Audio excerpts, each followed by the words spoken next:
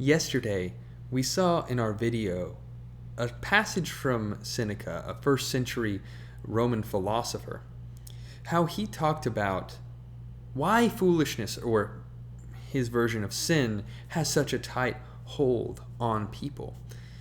And the things he said, the answers he gave, were very important and can actually be very helpful for us to help us think for why sin has such a tight hold on our hearts and our habits. And the thing we talked about yesterday was how it's because we don't really put forth an effort. We don't really try. We're splitting our time up and our effort and our energy to where we're not really spending much time. But today I'd like to talk about the second reason that he gives. He says, why does foolishness have such a tight hold on us? First, because we don't resist courageously. Second, because we do not sufficiently believe the things that men of wisdom have discovered. We do not take them into our hearts. That is so convicting for me. We can say that we believe and we read the Bible. We can hear Jesus say, do not worry about your life, what you will eat or what you will drink, nor about the body, what you will put on. And we can hear Paul say, all you need is food and clothing, as he says in 1 Timothy chapter 6, and I believe verse 7. We can hear all these words about do not be anxious, do not be angry. We can hear that we do not need to worry about our lives. We can hear that God is going to bless us in the future. We just need to be faithful to him. We can hear all these things and we can say, yeah, that's true, but our lives don't reflect it. We don't truly believe that God has our backs in every moment.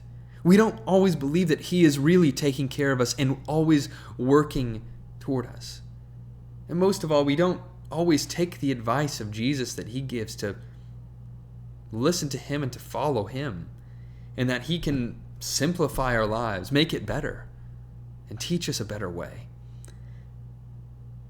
I want us to really listen to God's word and not just listen to it, but truly believe it so that we immediately act it out and believe that being willing to give up all things to follow Jesus is truly worth it. If I really believed what Jesus has said, why do I still hold back so much of myself from him?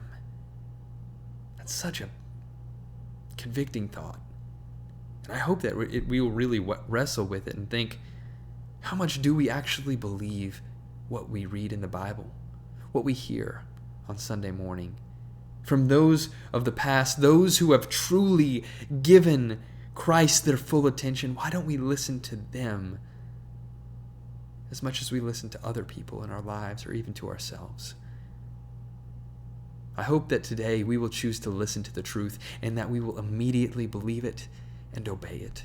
That we will spend the necessary time trying to steep ourselves into the words of the apostles so that we are fully persuaded by what they have to say.